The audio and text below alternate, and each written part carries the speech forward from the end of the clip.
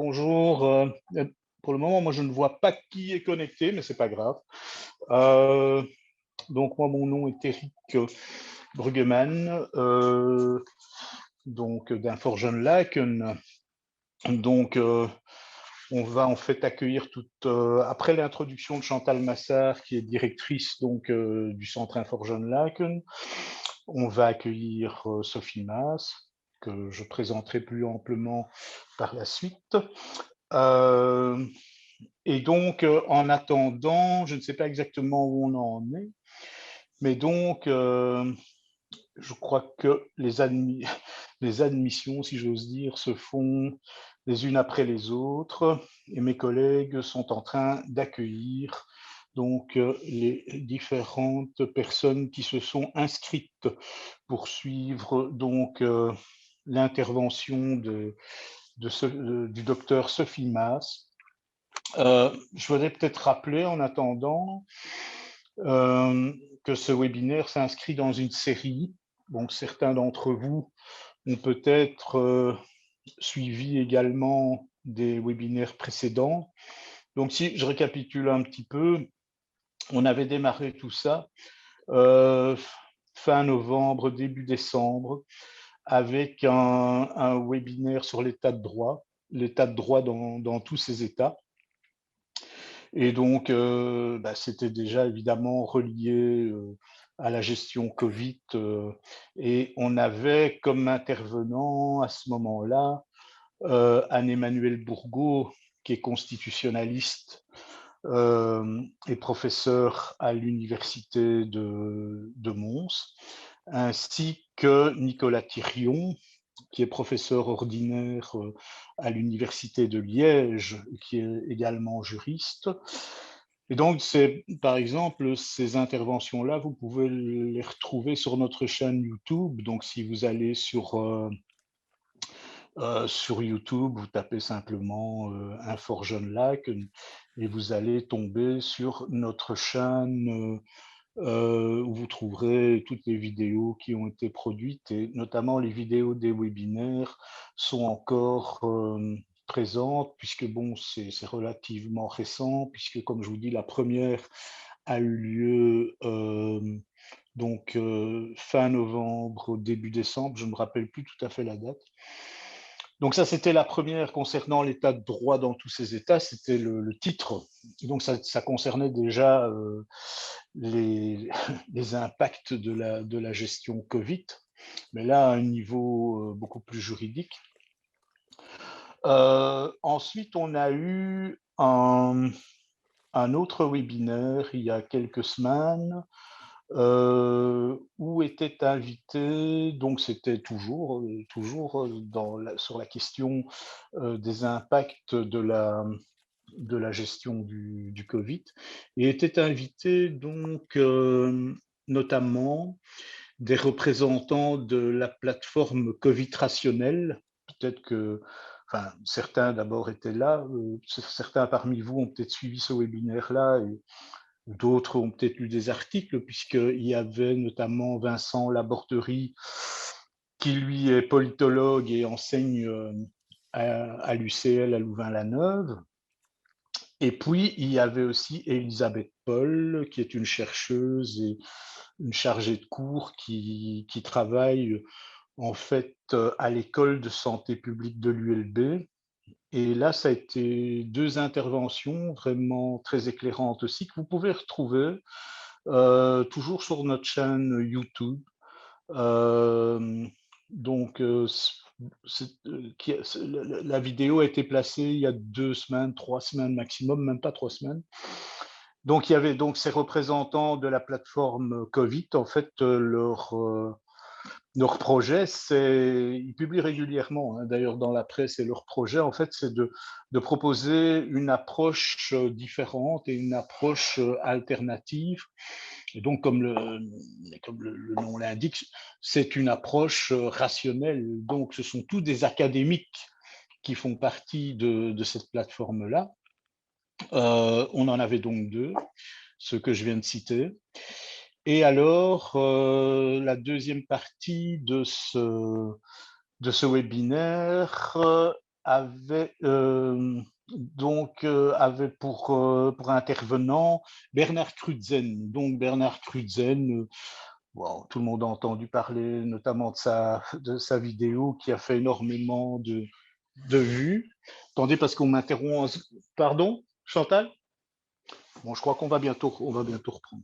Donc voilà, Bernard Crutzen. Donc, mais là, c'était sur les médias et donc sur la manière dont les médias nous racontent le Covid et nous racontent la gestion du Covid.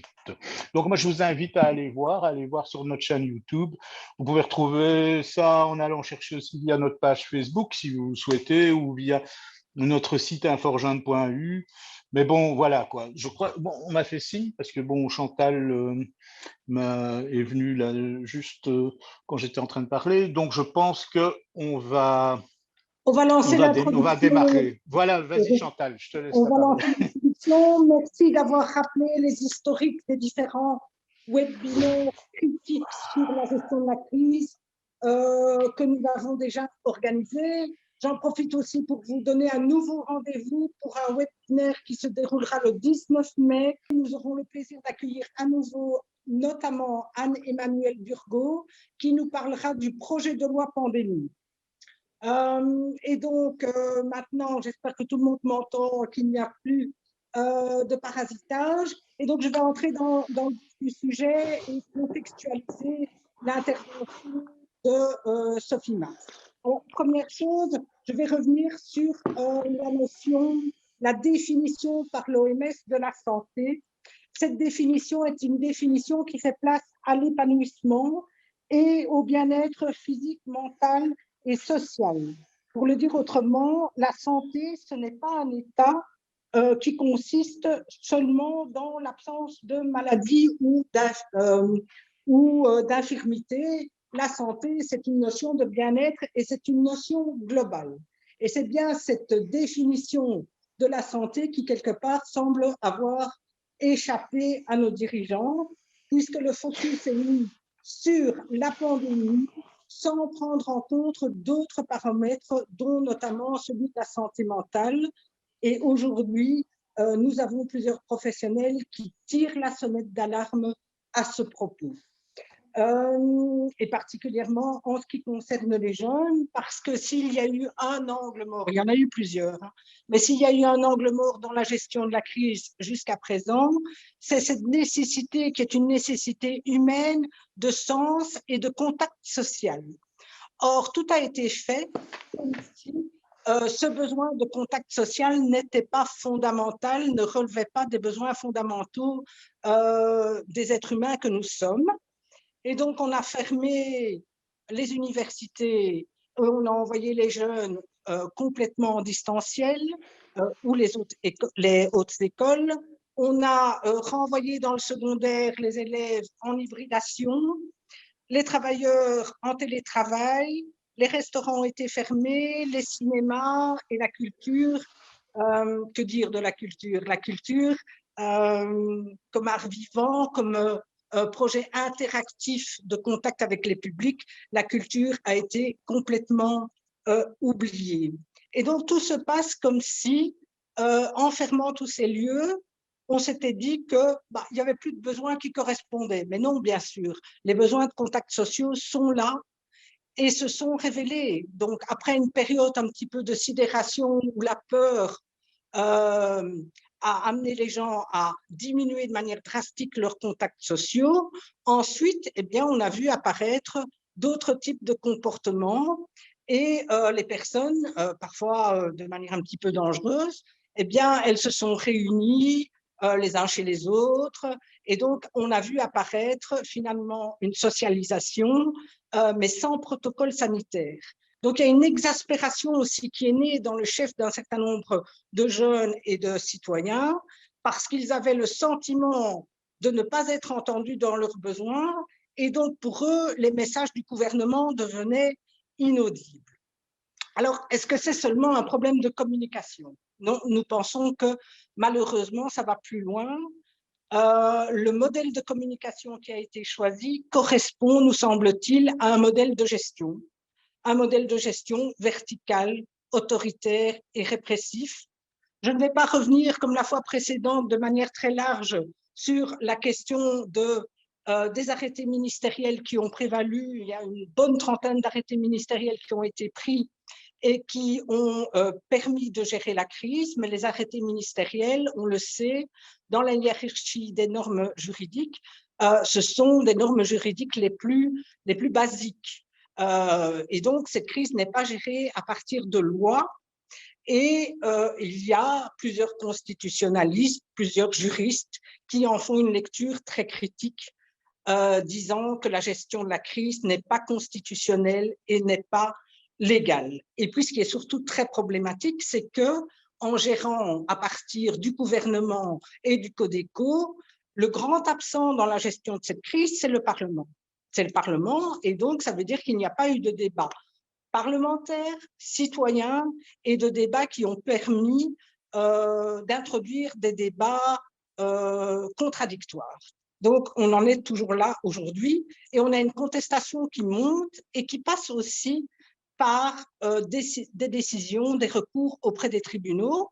Donc, dernièrement, vous avez dû l'entendre, l'ORECA a introduit des recours devant les tribunaux, le tribunal de première instance, et le tribunal de première instance a déclaré qu'aujourd'hui, la gestion de la crise concernant les restaurants, les terrasses, les cafés, etc., n'était pas constitutionnelle, n'était pas légale.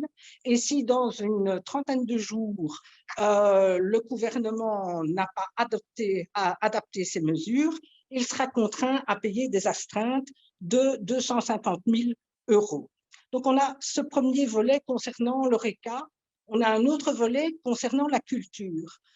J'imagine qu'un certain nombre d'entre vous ont vu les concerts que Quentin Dujardin a joué d'abord dans des églises, concerts qui ont été interrompus par la police, et ensuite qu'il a pu jouer notamment à Watermal-Boisfort dans le centre culturel. Et aujourd'hui, ce n'est plus Quentin Dujardin qui est poursuivi, mais c'est Quentin Dujardin qui a poursuivi l'État et qui a fait condamner l'État également pour le tribunal de première instance a déclaré que l'arrêté ministériel du 28 octobre était discriminatoire et illégal et qu'il n'y avait aucune raison de permettre qu'une messe se tienne dans une église avec 15 personnes et des mesures sanitaires et qu'à côté de ça, on ne puisse tenir un concert dans les mêmes conditions. Alors, la Ligue des droits humains a introduit également une action auprès du tribunal de première instance et ce tribunal de première instance a déclaré quelque chose de tout à fait intéressant. Je me permets de vous en lire un extrait. Alors, voilà, le tribunal dit ceci. On assiste à des restrictions de la liberté publique sans précédent depuis la Deuxième Guerre mondiale. Des données concrètes établissent les conséquences dramatiques de ces restrictions, telles que l'impact psychologique des mesures sur la santé mentale des enfants, des adolescents, la mise à mal de l'éducation scolaire et de l'enseignement supérieur, le fait que les enfants ne puissent plus pratiquer des activités extrascolaires, l'augmentation des violences intrafamiliales, l'augmentation des violences conjugales, la précarisation sociale, affective et financière des familles, des personnes âgées, etc. Donc, effectivement, le tribunal de première instance met déjà lui-même en exergue les conséquences sur la santé des citoyens du mode de gestion qui prévaut jusqu'à présent. Je vous ai parlé d'une gestion verticale, d'une gestion autoritaire et aussi d'une gestion répressive. Il faut savoir qu'à ce stade-ci, plus de 200 000 infractions Covid ont été constatées. Et si on s'en réfère à la façon dont la jeunesse, les jeunes ont été traités au bois de la Cambre, on a pu voir ce 1er mai véritablement la répression planter ses crocs dans la chair des jeunes. Ce n'est pas une image, c'est malheureusement une réalité et une réalité qui heurte beaucoup d'organisations de jeunesse et beaucoup de citoyens. Alors, à l'aube du 10 mai, moment où l'école devrait redevenir revenir complètement en présentiel, un certain nombre de questions se posent à nouveau concernant la fin de l'année scolaire et le bien-être des jeunes. Est-ce que le bien-être des jeunes, leur santé mentale, va enfin être pris en compte dans l'organisation de cette fin d'année? Alors, rien n'est moins sûr. On sait aujourd'hui que le réseau officiel de l'enseignement officiel a décidé de ne pas organiser d'examen, sauf pour les années diplômantes, mais il n'en ira pas de même dans tous les réseaux. On sait que la ville de Bruxelles organisera des examens et qu'une partie de l'enseignement confessionnel, libre confessionnel, organisera des examens. Alors, de notre point de vue, puisque nous sommes, comment dirais-je, régulièrement en prise avec les recours que les jeunes intentent en fin d'année, cette fin d'année-ci risque d'être cacophonique. On s'en rend bien compte. L'année précédente déjà, la ministre Caroline Désir nous avait indiqué qu'elle souhaitait que l'école fasse preuve de bienveillance à l'égard des jeunes, qu'il n'y ait que très peu de redoublement. Et finalement, qu'est-ce qui est arrivé? C'est que nous avons été en première ligne pour accueillir énormément de jeunes. On a eu, je pense, plus de 5000 appels et on a aidé plus de 300 jeunes à introduire des recours.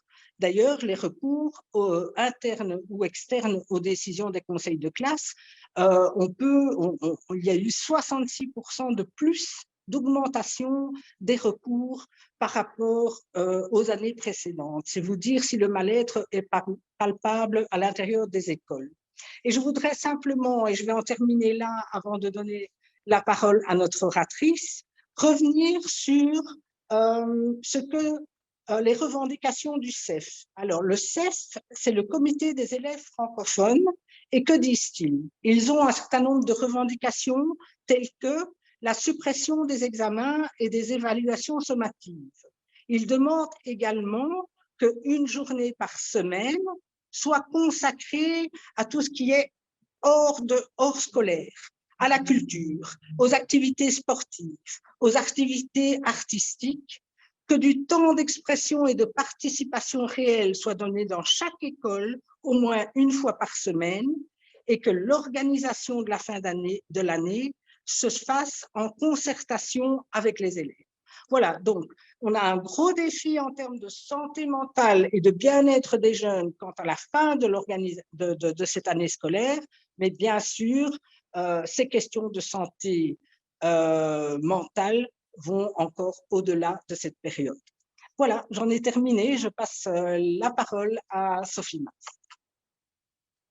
Oui, Merci peut-être beaucoup. je vais d'abord, excusez-moi, Sophie Mas, vous êtes là? Oui, je suis là. Ah oui, d'accord. Non, parce qu'il était prévu, vous pouvez vous présenter vous. Moi, j'allais simplement dire que effectivement, vous êtes pédopsychiatre, que vous travaillez à la clinique du domaine à Braine-l'Alleud, que en fait, vous êtes chef du département adolescent et que vous utilisez préférentiellement l'approche systémique. Et d'ailleurs, je crois savoir que vous avez travaillé il y a déjà quelques années avec Moni Elkaïm, qui était l'un des pionniers de la systémique et de la thérapie familiale. Donc voilà. Maintenant, je voudrais juste dire aussi que mes collègues l'ont signalé par écrit. S'il y a des questions pour Sophie Mas, on vous suggère de les envoyer par message parce que le temps qui est imparti est très court et on est déjà avancé, on est déjà suffisamment bien avancé dans l'horaire. Donc, ce sera plus efficace si on envoie par écrit sur le chat, par message, les questions éventuelles qu'il y aurait. Voilà, je n'en dis pas plus et je vous laisse la parole. Voilà, c'est à Dites-moi, vous, Sophie Mas. vous me donnez un temps de parole de combien avant les questions-réponses? En tout cas, le temps de parole pour exposer, c'était une demi-heure qui avait été prévue. Donc, Très bien. ça va? Voilà, Très bien. c'est à vous. Mais je vous Oui. remercie de m'avoir invité. Je vais vous donner des informations en ce qui concerne ce qui se passe en santé mentale de manière générale et plus en ce qui concerne les adolescents Lorsque nous avons traversé l'année 2020, vous avez dû en entendre parler, il y avait une diminution dans la demande des soins et ça a été effectivement également le cas en psychiatrie et en pédopsychiatrie. Les hôpitaux se sont vidés. Les patients qui étaient hospitalisés à ce moment-là, ceux qui étaient en tout cas déjà bien avancés dans leur séjour hospitalier, ont accéléré leur sortie parce que la vague qui nous arrivait dessus, je ne sais pas si vous vous rappelez à l'époque, mais on ne la connaissait pas du tout. Je pense qu'il y a eu pas mal de craintes, de peurs au sein de la population. Chacun s'est retranché dans sa famille à son domicile et il en a été de même des patients psychiatriques. La plupart d'entre eux ont désiré, face à l'annonce de la pandémie et du confinement, a préféré effectivement accélérer sa sortie et se réfugier en famille. Ceux qui étaient en attente d'une admission sont restés à domicile, ont postposé les soins. Et les hôpitaux se sont vidés du côté de la pédopsychiatrie et de la psychiatrie également. Et ce n'était pas plus mal. C'était pas plus mal parce que lorsque la pandémie est arrivée sur nous, malheureusement, la psychiatrie s'est transformée en psychiatrie asilaire, à l'ancienne, vraiment, puisque les jeunes qui étaient malheureusement encore à l'hôpital se sont retrouvés coincés dans les hôpitaux pédopsychiatriques. Ils n'avaient plus la possibilité de recevoir de visites de leurs parents. Ils n'avaient plus la possibilité de pouvoir rentrer en week-end à domicile. Nous n'avions plus la possibilité de faire des entretiens de famille. Nous n'avions plus la possibilité de les accompagner dans des activités extérieures, puisque dès que nous sortions avec un groupe de jeunes, il y avait de la délation et nous étions poursuivis par la police. Nous n'avions pas la possibilité non plus de leur permettre d'avoir des jeux ensemble, pas d'activités sportives, pas d'activités ludiques où il y a en tout cas des objets qui se passent de la main à la main. Nous n'avions aucune mesure de protection, nous n'avions pas de matériel en psychiatrie. Ce matériel est arrivé extrêmement tard, les hôpitaux ont dû se débrouiller seuls. Et nous connaissions extrêmement mal ce Covid. Nous n'avions pas encore une réelle mesure de sa contagiosité, la manière de s'en protéger et encore moins de le diagnostiquer, de le repérer et de le traiter. Et donc, pendant 2 mois, nous avons véritablement vu quelles étaient les conséquences d'un isolement social complet sur des adolescents et c'était catastrophique. Notre projet, notre objectif pendant les 2 mois en pédopsychiatrie lors de la première vague de confinement a été non pas d'être thérapeutique, nous ne l'étions plus, ça a surtout été un enjeu qui tendait à essayer de ne pas être malveillant, maltraitant d'un point de vue institutionnel, tant les règles de confinement étaient appliquées de manière draconienne. Alors heureusement, au bout des 2 mois du premier confinement, les hôpitaux ont pu recommencer à s'ouvrir un petit peu, nous avons pu récupérer nos outils thérapeutiques, nous avons pu permettre à nos jeunes de continuer à avoir des contacts avec leurs parents, de faire des entretiens de famille, de leur permettre d'avoir des activités ensemble, de ressortir un petit peu des bâtiments. Et la psychiatrie a pu retrouver un visage humain et nous avons pu effectivement recommencer à travailler d'un point de vue beaucoup plus thérapeutique. Néanmoins, les demandes étaient peu importantes jusqu'au mois de novembre. Novembre 2020, nous avons vu les demandes nous arriver à nouveau de manière un peu classique, ainsi que durant le mois de décembre. Et donc, les hôpitaux pédopsychiatriques se sont gentiment re-remplis. Nous pouvions répondre à la demande de manière assez rapide. Et tout d'un coup, au mois de janvier, il y a une vague, une déferlante qui nous est tombée dessus, que nous n'avions pas senti venir. Alors, nous savions bien, depuis le début de la crise, qu'il allait y avoir une vague psychosociale après la vague somatique. Maintenant, de là à dire quand est-ce qu'elle allait arriver et sous quelle forme elle allait apparaître, quelle est la population qui allait être la plus touchée, nous n'en savions rien. Eh bien, maintenant, nous savons que cette vague, elle nous est véritablement tombée dessus au mois de janvier et qu'elle a plus particulièrement impacté les 13-25 ans. Pour vous donner une idée de cette vague, eh bien, dans mon service, nous avons 15 LICA, 15 lits d'hospitalisation pour adolescents en pédopsychiatrie. Il faut compter en général 2 mois de travail pour avoir le temps à un jeune qui est par exemple suicidaire de s'installer en salle, de créer du lien, de commencer à déposer sa souffrance, de pouvoir le travailler avec sa famille également et tout doucement le préparer à la sortie, à réintégrer éventuellement sa scolarité, réintégrer son milieu familial. 2 mois d'hospitalisation, ce n'est pas long pour faire un travail de cette ampleur-là, dans une souffrance qui en général s'est installée sur un temps bien plus long encore. Ça veut dire que dans notre service, nous avons environ 5 jeunes qui rentrent et qui sortent par mois. 5 places qui se libèrent par mois. Pour le mois de janvier, nous avons eu 80 demandes. Et pour le mois de février qui a suivi, nous en avons eu 45 de plus. Et puis le mois de mars, encore 35 supplémentaires. Et donc, dès le mois de janvier, clairement, toutes les unités pédopsychiatriques, parce que ce que je vous raconte au domaine, c'était généralisé sur l'ensemble de la Belgique et c'était même généralisé sur l'ensemble des pays occidentaux. On a des témoignages qui vont dans le même sens pour tous les pays d'Europe, mais également Canada, États-Unis, etc. Tout d'un coup, les unités pédopsychiatriques ont été envahies de demandes et c'était de demandes qui étaient d'autant plus inquiétantes qu'elles émanaient de professionnels de la santé. En général, les demandes que nous avons au domaine en temps normal émanent pour moitié de la famille, des parents qui téléphonent, qui sont inquiets parce qu'ils ont des jeunes qui ont des idées suicidaires. Ce qui nous est arrivé depuis le mois de janvier, ce sont des appels de professionnels de la santé. Et donc, il y a un diagnostic et une appréciation de la gravité de la situation qui a été réalisée pour des jeunes qui n'ont plus des idées suicidaires, mais des jeunes qui sont déjà passés à l'acte et qui sont parfois déjà passés à l'acte à plusieurs reprises. On m'a encore téléphoné pour un jeune qui en était à sa 5e tentative de suicide en quelques semaines. D'habitude, on a aussi des demandes pour des jeunes qui ont des troubles alimentaires.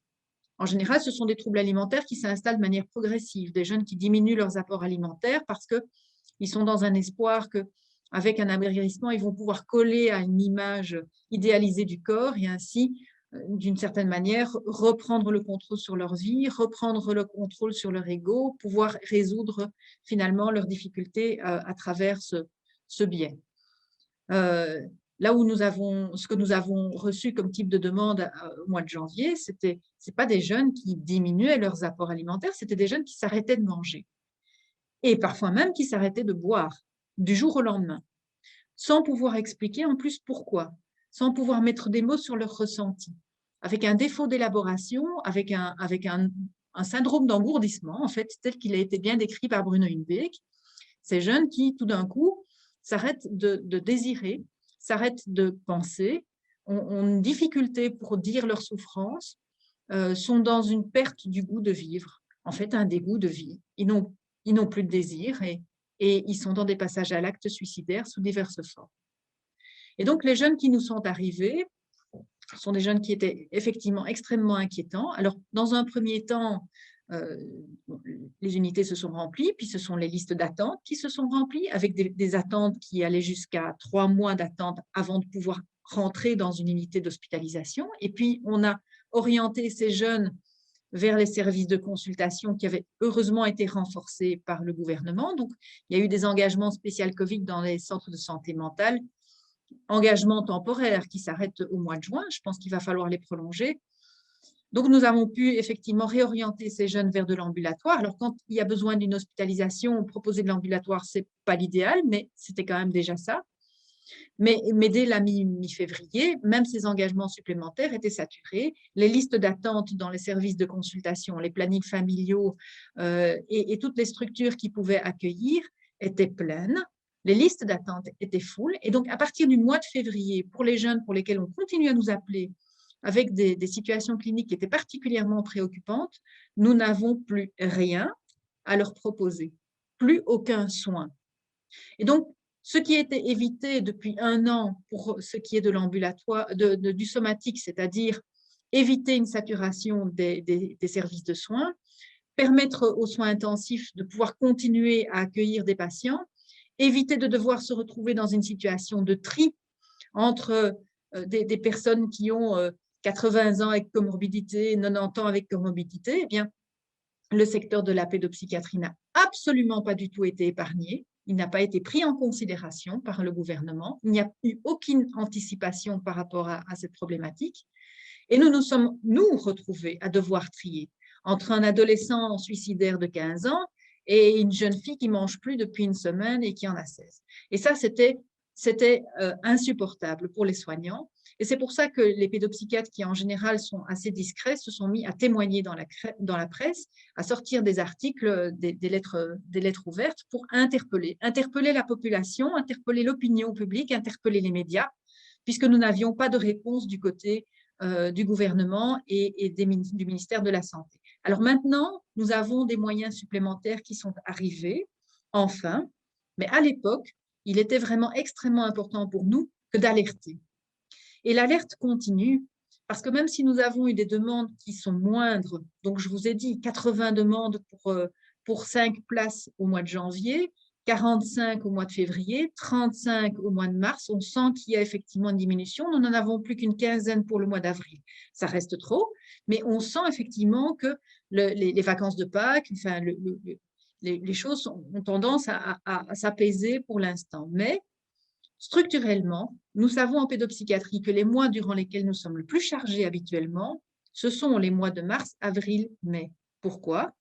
Parce que quand vous êtes dans une souffrance psychique, parce que vous avez des problématiques d'ordre individuel, d'ordre familial, des événements de vie qui font que vous êtes affecté, comme nous tous, hein, dans la vie, nous sommes tous affectés, nous devons tous, à un moment ou à un autre, faire face à des difficultés. Nous avons la possibilité de nous appuyer sur la famille, sur les amis, sur des activités sportives, sur des projets de voyage, sur des projets de vie, des projets de formation. Et vous voyez où je veux en venir. Actuellement, effectivement, s'appuyer sur les amis, les projets, etc., c'est mis en berne. Et si vous y ajoutez le stress scolaire, eh bien, ça devient catastrophique. Parce que le stress scolaire est véritablement la goutte d'eau qui risque de faire déborder le vase, comme on le rencontre d'habitude dans des années non Covid.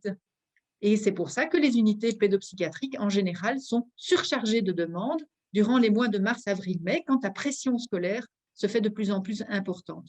Et donc, pour nous, il est extrêmement important d'attirer l'attention sur 2 aspects. Le premier, c'est, étant donné que le réseau pédopsychiatrique belge, tant hospitalier qu'ambulatoire, est actuellement complètement saturé, et ça jusqu'à la fin de l'année, il est extrêmement important d'arrêter ce flou. Il faut arrêter de faire décompenser les jeunes. Il faut avoir une politique de prévention en santé mentale qui doit être immédiate, urgente et qui doit être mise en place maintenant. Nous n'allons pas pouvoir, il ne faut plus compter sur la santé mentale pour répondre à la souffrance des jeunes à l'heure actuelle. Nous sommes saturés, nous sommes débordés. Il n'y a plus une seule place ni en consultation ni en hospitalisation. Et donc, il va falloir mettre effectivement une politique de prévention en place. Alors, comment est-ce qu'on fait de la prévention?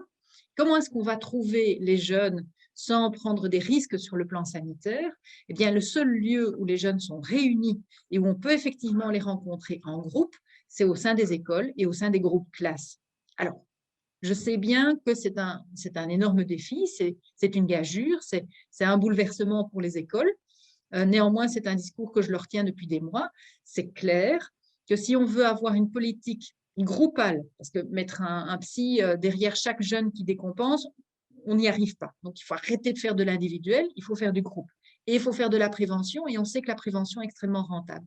Mais faire de la prévention en Belgique, ça n'a jamais été investi.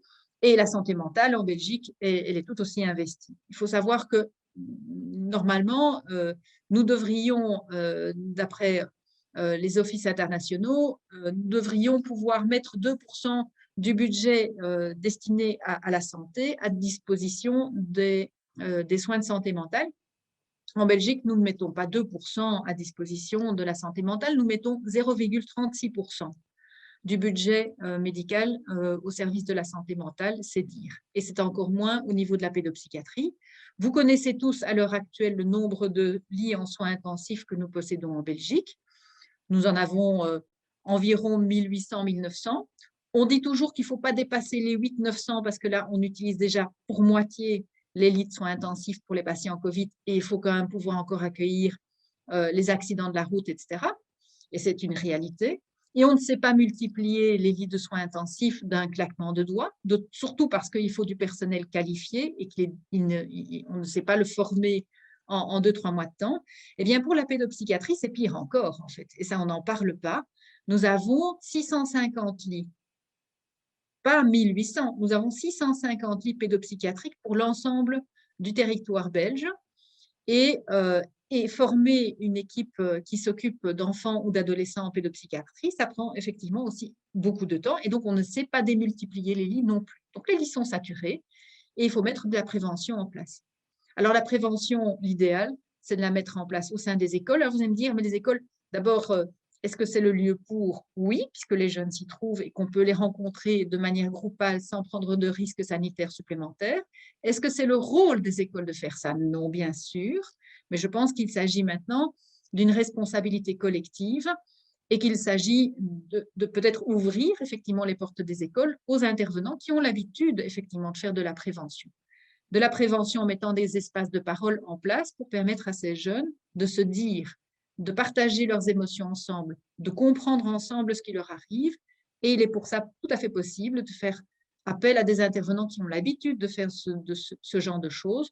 Je pense aux intervenants tels qu'Infort Jeunes, mais je pense aussi aux aides en milieu ouvert, je pense aux maisons pour jeunes qui sont encore fermées pour une partie d'entre elles.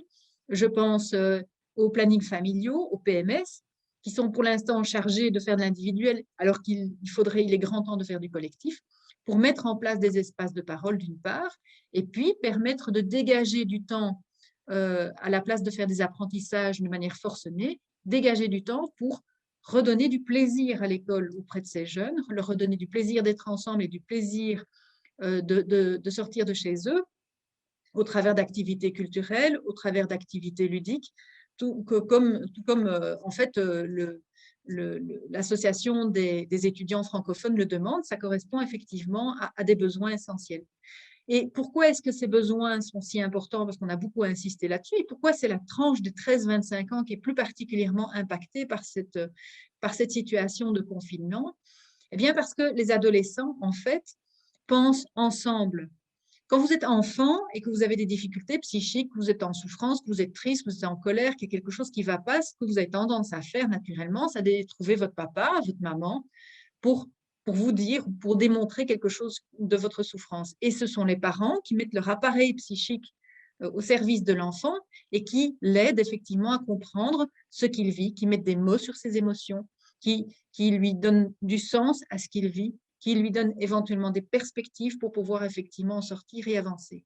Et en tant qu'adultes, nous faisons la même chose, mais dans un discours intérieur. Nous avons une possibilité, une autonomie de pensée qui nous permet d'identifier nos émotions, de les comprendre, de mettre du sens sur ce que nous vivons et de nous trouver des perspectives pour pouvoir avancer.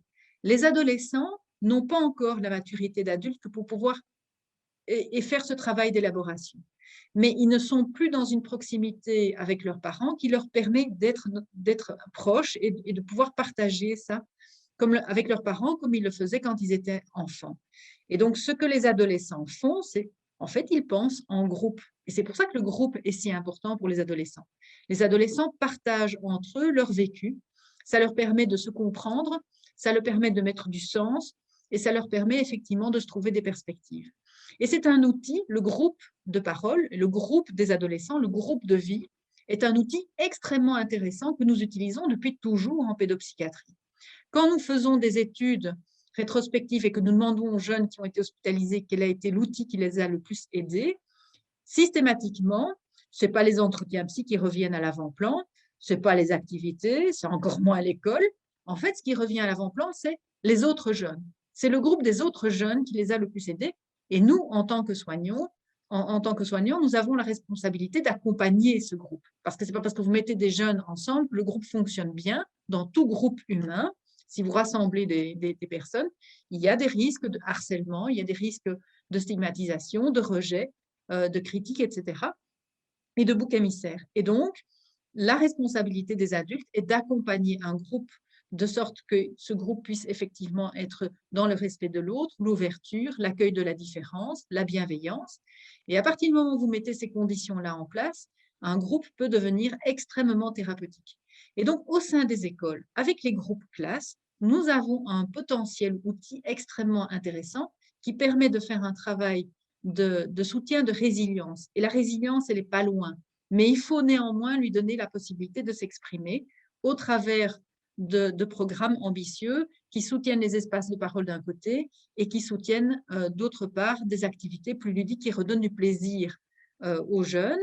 Parce qu'il faut bien se rendre compte qu'à l'heure actuelle, la manière dont les mesures sanitaires ont été appliquées à l'école supprime tout plaisir à venir à l'école. Il y a plein de jeunes qui reçoivent leurs cours théoriques en distanciel et quand ils se rendent à l'école, c'est pour multiplier les interrogations. Et donc, l'école est devenue un lieu de stress épouvantable qui ne soutient plus la socialisation. Or, c'était bien ça qui était demandé par les pédiatres quand, dans la task force, ils ont insisté depuis le début pour que les écoles restent ouvertes. Ce n'était pas que pour maintenir les apprentissages, bien qu'ils soient importants, c'était aussi pour soutenir la socialisation dont les jeunes ont besoin. Et cette socialisation a disparu dans certaines écoles qui ont appliqué de manière trop stricte les mesures de distanciation, les mesures sanitaires. On a des écoles, par exemple, qui imposent aux jeunes de manger seuls, assis à leur banc, et à partir du moment où ils retirent leur masque, ils ne peuvent plus se parler. Et donc, ils sont obligés de manger en silence sous le regard du professeur. Alors, je ne dis pas l'ambiance. Vous y ajoutez les interros du matin, de l'après-midi. Si vous êtes un adolescent sain d'esprit, vous développez une phobie scolaire et vous n'allez plus à l'école, qui est devenu un lieu plus de maltraitance qu'autre chose dans certaines écoles. D'autres ont appliqué les mesures de manière beaucoup plus ouverte, beaucoup plus humaine, et ont réfléchi effectivement à ce qui était en train de se mettre en place, mais ça a nécessité quand même de sortir d'une application bête et méchante des procédures et d'être créatif et d'être humain et d'être bienveillant. Et ça n'a pas été automatique. Et donc, non seulement une politique de prévention est importante à mettre en place, en ouvrant les portes des écoles à des intervenants extérieurs qui peuvent effectivement faire ce travail de socialisation et d'élaboration, ouvrir la porte des écoles aussi à des artistes qui ont aussi souvent des médias intéressants pour faire de l'animation de groupe et dégager du temps par rapport aux apprentissages que pour pouvoir mettre ce genre de choses en place. Et on rejoint là les demandes de la Fédération des étudiants francophones. Ce n'est pas un hasard si effectivement nous rencontrons les mêmes propositions et les mêmes demandes. Il faudrait aussi, et là je vais terminer par ça, il faudrait aussi que dans cette population qui est pour majorité fragilisée sur le plan psychique, on a plus de 50% de décrochage scolaire à l'heure actuelle, il est important d'alléger le stress scolaire et malheureusement à l'heure actuelle, une bonne partie des écoles maintiennent cette obligation de présenter des examens. Alors, je ne suis pas contre les évaluations. Je suis médecin, je fais passer des examens. Mais mes patients, ils ne les ratent pas, leurs examens. Ce n'est pas une question de réussite, c'est une question d'échec, c'est une question d'évaluation. Je peux comprendre que les professeurs, les enseignants, même le ministre de l'Éducation ait besoin d'avoir des évaluations pour pouvoir adapter l'enseignement dans les années qui suivent, pour pouvoir récupérer effectivement le retard que, évidemment, les écoles ont pris puisqu'elles n'ont pas pu donner cours de manière habituelle. Mais une évaluation peut être faite sans qu'il y ait une discrimination de l'élève et sans que ce soit une sanction. Je pense que ce qu'il s'agit surtout d'évaluer à l'heure actuelle, c'est d'évaluer notre enseignement et pas évaluer les élèves. Si les élèves ont pris du retard dans leurs apprentissages, ce n'est pas de leur faute. Et ce n'est pas eux qu'il s'agit de stigmatiser. Je pense que c'est une évaluation de notre système d'enseignement qu'il s'agit de faire. Et il faudrait effectivement arrêter de courir derrière les apprentissages. Je pense qu'on apprend toute sa vie et le cerveau ne s'arrête pas au mois de juin avec l'impossibilité d'apprendre ce qu'on n'a pas appris dans les années qui suivent. La réto, en général, est d'ailleurs une année qui vient valider, terminer, clôturer les choses pour les étudiants de rhétorique. Je pense que ce qui est important, c'est qu'il y a un rituel de passage qui leur soit offert et que ce rituel de passage qui vient marquer la fin d'un cycle, le début d'un autre, ces jeunes qui vont partir vers les études supérieures, les études éventuellement universitaires ou rentrer dans la vie professionnelle, il est important qu'il puisse y avoir un rituel qui soit organisé et je trouverais très dommage que le seul rituel qu'on leur permette de vivre soit la présentation du CESS dans les conditions actuelles. Et donc, je plaide pour un allègement des cours et pour vraiment une politique de santé mentale qui soit, de prévention en santé mentale qui soit mise en place auprès de notre population de jeunes et même auprès des jeunes qui sont passés sous le radar parce qu'ils sont décrochés scolairement, ils sont néanmoins inscrits dans une école et c'est encore au travers des registres scolaires qu'on va pouvoir les repérer et on va pouvoir mettre en place des équipes qui pourront aller à leur rencontre et créer des groupes qu'ils vont pouvoir éventuellement rejoindre si on arrive à les accrocher. Là, effectivement, pour eux, on ne doit pas rester dans l'école pour faire ce genre de travail, mais c'est néanmoins dans une collaboration avec les écoles qu'on va pouvoir les repérer plus facilement et mettre quelque chose en place. Et donc, je pense qu'il y a vraiment quelque chose d'original et de courageux qu'il va falloir mettre en place au sein de chaque école. Chaque école est dans un tissu différent et a la possibilité de collaborer, l'une plutôt avec son planning familial qui est à proximité, l'autre avec la maison pour jeunes qui se trouve dans le quartier. Donc, je pense qu'il faut pas attendre que ce soit le gouvernement qui vienne nous dire comment on doit s'organiser. Je pense que c'est vraiment une volonté personnelle qu'il s'agit de générer. Et comme on est dans un pays avec un pacte scolaire qui donne effectivement une liberté totale d'organiser l'enseignement et les épreuves d'évaluation à une bonne partie de nos écoles, je pense qu'il va falloir continuer à faire un travail de sensibilisation, d'alerte de la population, d'alerte dans les médias, parce que faire reposer ça uniquement sur la tête de la ministre de l'Enseignement est aussi une absurdité. On voit bien qu'elle n'a aucun pouvoir. Elle n'a de pouvoir que sur une partie, bon, elle n'a pas un pouvoir énorme, elle a un pouvoir sur une toute petite partie seulement de l'enseignement. Il y a une bonne partie de l'enseignement qui est libre, et donc libre, je viens d'apprendre en fait que c'est libre de fonctionner comme on veut, il n'y a pas de pilote dans l'avion, chacun a un manche en main, et on va effectivement vers quelque chose d'assez cacophonique et de potentiellement dangereux, parce que si des jeunes, sous l'effet de la pression et du stress scolaire, décompensent à l'heure actuelle, il ne faudra pas compter sur le monde de la santé mentale pour les récupérer. Donc, il appartient maintenant à chaque adulte de veiller sur les jeunes auxquels on a imposé des mesures que nous n'avons pas, dont nous n'avons pas pris la mesure, en fait. Nous n'avons pas pris la mesure des mesures sanitaires que nous leur avons imposées. Je pense qu'à nos jeunes, nous avons des excuses à présenter et beaucoup de bienveillance et de soutien dans une autre philosophie à mettre en place maintenant, qui est plus de l'ordre du soutien de l'un vis-à-vis de l'autre, et d'essayer de mettre en place quelque chose qui puisse effectivement soutenir le plus possible leur résilience, mais de manière accompagnée et contenue, ne pas les laisser se débrouiller seuls au bois de la Cambre et puis lâcher les chiens et les chevaux sur eux. Voilà, je pense qu'effectivement, il y a une responsabilité de l'ensemble de la population à soutenir de ce côté-là. Je vous remercie. Merci Sophie Masse pour cet exposé qui était vraiment, je trouve, très riche et très éclairant et très concret aussi, surtout très concret. Entre-temps, j'ai reçu en fait une question que je voudrais vous relayer. Et effectivement, vous venez de terminer quand même une longue séquence sur, et vous avez été très concrète concernant l'école. Nous, ici, on est confrontés effectivement à la perspective des examens. Enfin, bon, les élèves y sont confrontés aussi. Vous l'avez pointé, effectivement, les évaluations dans cette période, dans ce contexte particulièrement difficile, surajoutent de la tension et du stress.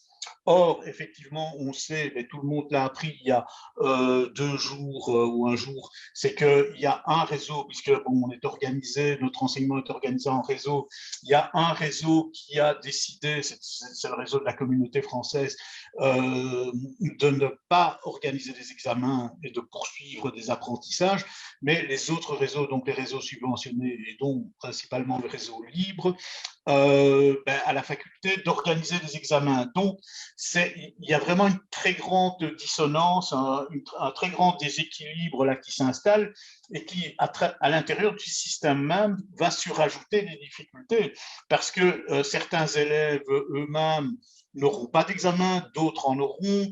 Donc, je veux dire, il y aura aussi un sentiment vraisemblablement d'injustice qui va être alimenté pour certains. Comment est-ce que qu'est-ce qu'on peut faire par rapport à ça? Je sais bien que vous n'avez pas la potion, la recette magique, mais bon, qu'est-ce que vous en pensez? Mais je pense qu'en fait, c'est une responsabilité collective et que ce n'est pas que la responsabilité des ministres de l'enseignement. Je pense qu'effectivement, c'est par l'opinion publique qu'on va pouvoir éventuellement faire basculer et continuer à interpeller. Et je pense en fait que c'est une compétence non pas du ministre de l'Éducation, c'est tout autant une compétence du ministre de la Santé. Parce que c'est quand même parce que les jeunes ont été affectés par les mesures sanitaires et qu'ils sont dans un sale état en matière de santé mentale que les examens deviennent potentiellement très dangereux pour eux. Et on est dans un système de soins de santé qui est saturé. La ministre de l'Éducation n'en est pas responsable de cette saturation.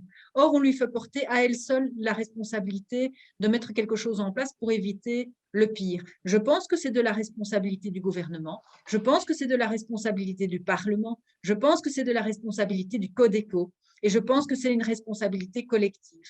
Alors, il y a des appels à signatures qui ont circulé, des pétitions contre l'organisation des examens, qui a rassemblé, je pense, plus de 20 000 signatures.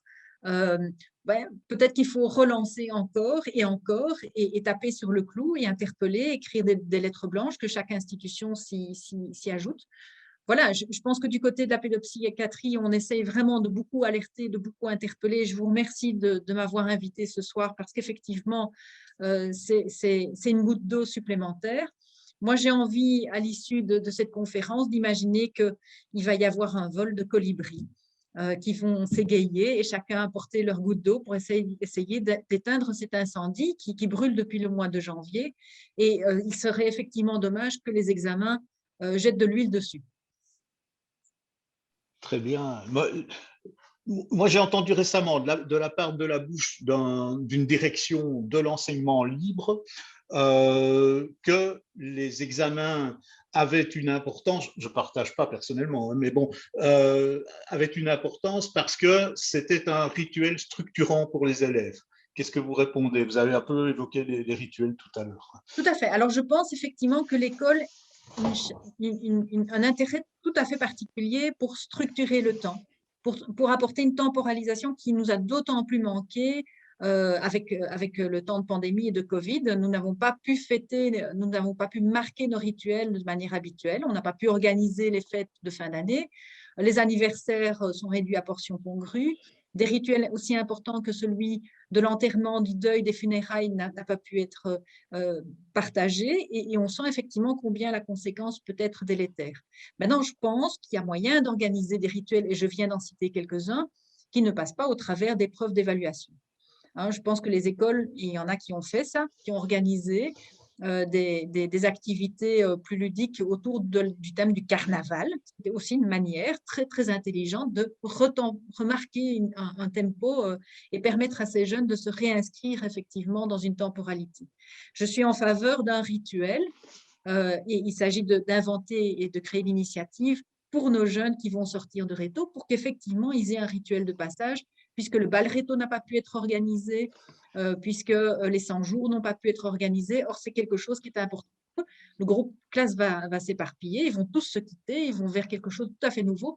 Il est important de ritualiser effectivement les choses, mais ça ne doit pas passer nécessairement par des épreuves d'évaluation.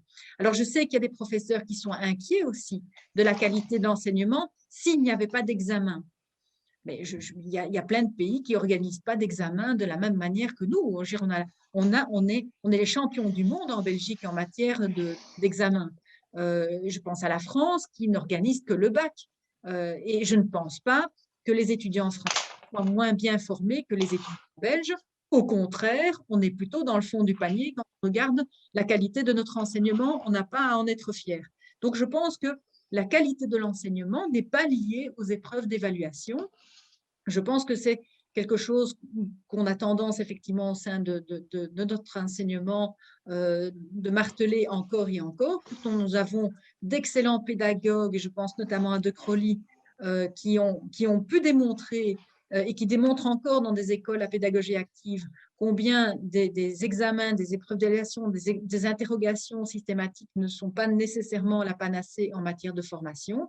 Néanmoins, on reste dans un pays où la formation des enseignements est pour 90% du bagage pédagogique qui leur a enseigné, basé exclusivement sur l'organisation de l'évaluation, de l'examen, de l'interro. Je pense effectivement que le Covid vient signaler dans toute une série de domaines de la société des failles du système, des choses qui ne vont pas, des choses qui doivent être repensées, et l'école ne fait pas exception à la règle. Très bien. Merci beaucoup. Entre-temps, Sophie Mailly a demandé, mais je pense que vous avez en partie répondu là maintenant, auriez-vous d'autres exemples de rituels? Vous en avez un peu parlé, notamment l'organisation de certaines fêtes. Maintenant, je vois ici une autre demande, mais je dois rappeler quand même qu'il faut gérer le temps aussi et qu'on approche vraiment des 19 heures et que normalement Chantal Massard devrait faire un petit mot de conclusion. Il y a eu une autre question que je viens de voir, mais je ne sais pas si la régie a la question qu'elle peut transférer, parce que je ne l'ai pas sous les yeux. Qu'est-ce qu'on fait? Mais pendant que vous réfléchissez, Attendez. je vais quand même faire la distinction entre rituel et Oui, fête. Euh, oui, c'est pas où, donc j'ai bien entendu, hein, les jeunes, ils ont envie d'être oui. associés et que leurs paroles soient entendues et qu'ils puissent participer aux décisions et aux organisations qui les concernent en matière d'organisation de fin d'année. Et ça, c'est très important à entendre. Par contre, quand il s'agit de ritualiser, de donner une reconnaissance, là, je pense qu'il est important que ça appartienne au monde adulte. Hein, on ne s'auto-valorise pas, on ne s'auto-sanctionne pas.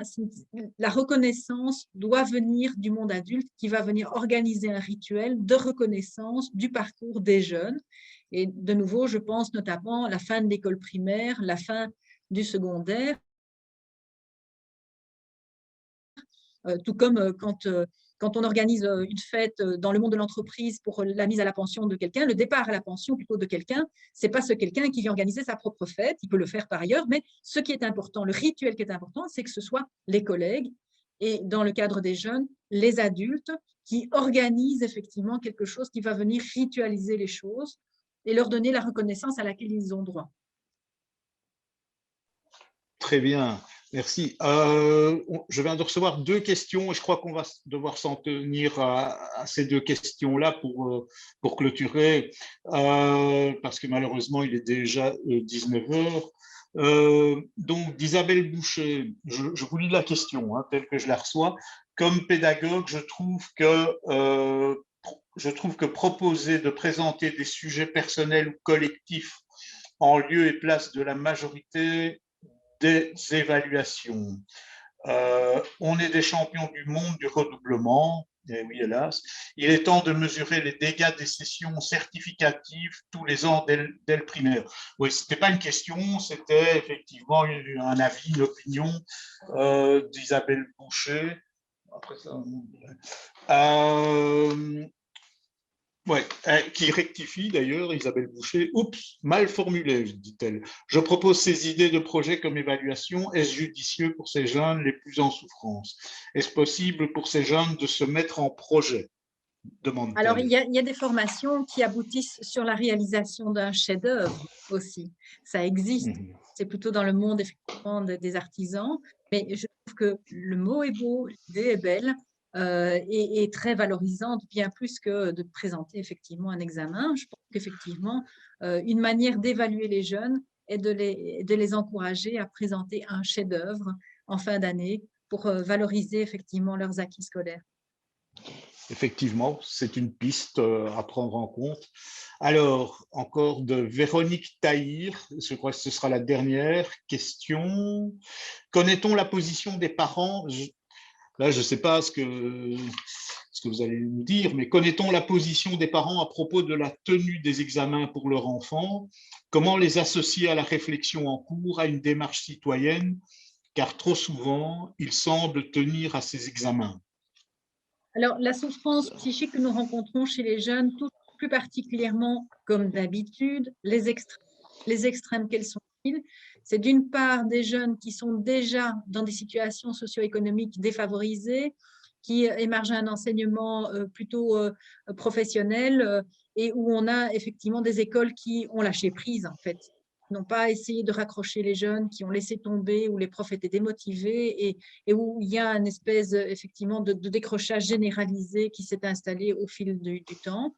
je ne veux pas stigmatiser toutes les écoles, il y en a qui sont très très chouettes bien sûr, mais si je dois donner un aperçu un peu plus global, c'est quand même ça qu'on rencontre. Et d'autre part, l'autre extrême, ce sont les enseignements généraux, élitistes, où là on rencontre énormément d'angoisse et de jeunes qui habituellement ne viennent pas consulter en psychiatrie et qui débarquent à nos consultations parce qu'ils sont dans des décompensations anxieuses et dépressives à cause du stress scolaire qui est maintenu plus encore que d'habitude dans cet enseignement élitaire dans ces écoles. Et donc, on est vraiment à deux extrêmes en ce qui concerne l'impact le plus important sur la santé mentale des jeunes. Et on voit combien les écoles, s'ils sont dans un trop grand lâcher ou dans une pression trop importante, participent à ce mal-être. Je pense qu'il est important d'être dans un juste équilibre, en fait. Le Conseil supérieur de la santé a fait une enquête pour savoir quels étaient les facteurs protecteurs ou en défaveur de la santé mentale en ce qui concernait la reprise du travail. Est-ce que la reprise du travail est quelque chose qui soutient plutôt la résilience ou qui va plutôt reprovoquer une décompensation? Eh bien, la réponse est la reprise du travail peut être une bonne chose et soutenir la résilience à condition que la charge de travail soit adaptée.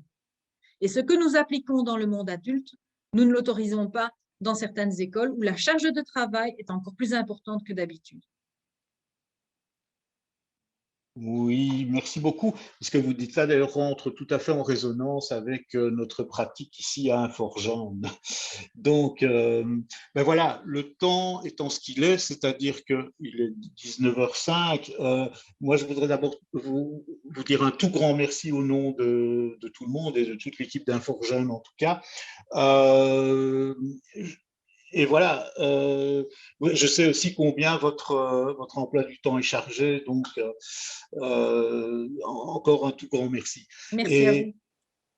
Merci. Je voudrais, peut-être pour la conclusion, passer la parole à Chantal Massard, directrice d'Inforgende, pour dire un mot pour conclure. Chantal, si tu m'entends. Oui, je t'entends. J'espère qu'on m'entend également.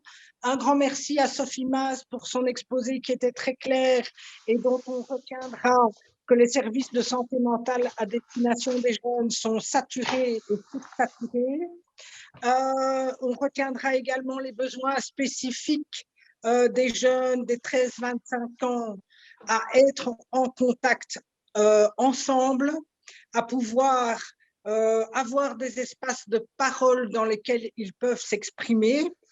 Je retiens son souhait que nous soyons des colibris qui portions résistance face à la situation et aux violences qui sont à l'heure actuelle faites aux jeunes. Je pense notamment à des acteurs comme le CEF que j'ai déjà cité, à la plateforme de lutte contre l'échec scolaire, à la FAPEO qui est une association de parents, toutes ces associations et les associations qui font partie du collectif Marguerite que nous coordonnons, c'est-à-dire un certain nombre d'AMO, de maisons de jeunes, etc., sont attentives et relayent les questions qui ont été posées aujourd'hui. Ceci dit, Inforgende Lac a pu entrer dans les écoles cette année-ci parce que nous dispensons ce qu'on appelle de l'EVRAS, de l'éducation à la vie affective et sexuelle, mais pour toute autre activité, eu égard à la gestion du Covid, notre présence dans les écoles n'était pas souhaitée. Alors, j'ai des doutes, malheureusement, sur ce qui pourra être mis en place dans les semaines qui suivent. Le temps qui est imparti sera court et je reste quand même très inquiète parce que cette semaine déjà, j'ai reçu bon nombre de coups de fil de familles qui m'expliquaient, de parents inquiets, qui m'expliquaient que la semaine prochaine était déjà consacrée dans bien des écoles à des interrogations en vue de la préparation des examens. Et donc, voilà, la peur est bel et bien là que le stress scolaire aille s'accentuant. Bien sûr, il y a des écoles qui ont bien compris les enjeux de bien-être et de santé mentale de leurs élèves et qui vont mettre des choses en place. Mais j'ai vraiment une crainte que la période que nous allons traverser maintenant sera une période encore plus difficile pour les jeunes, Alors, on va voir que certaines activités vont se réouvrir, que des terrasses vont s'ouvrir au public, mais qu'en même temps, les jeunes vont être fortement sollicités pour passer leurs examens, ce qui va être assez contradictoire, assez difficile à gérer pour eux. Et nous sommes, je l'ai dit, l'année passée, nous avons accueilli énormément de jeunes qui ont intenté des recours face aux décisions des conseils de classe. La situation risque d'être encore moins claire cette année-ci, en ce compris sur les matières que les jeunes, donc la ministre Caroline Désir a dit que les évaluations, s'il y a des évaluations, des examens, devront porter sur les essentiels. Il y a 167 pages qui définissent ces essentiels. Les parents, les jeunes ne les connaissent pas. Est-ce que les écoles en amont vont définir ce sur quoi porteront le cas échéant les examens? À ce stade-ci, nous ne le savons pas. Donc voilà, bien sûr, nous sommes attentifs à la situation. Nous porterons témoignage et nous avons d'ailleurs un projet de documentaire vidéo sur la fin de l'année. Nous continuerons ce que nous faisons déjà à interpeller le monde politique, à interpeller les parlementaires sur la gestion de cette crise Covid, mais nous restons malheureusement à la fois vigilants et inquiets. Merci à tous, merci pour votre participation et à bientôt. Ceux qui s'intéressent à la question de la loi pandémie, bien, je les convie à participer au webinaire qui se déroulera le 19 mai. À bientôt. Merci.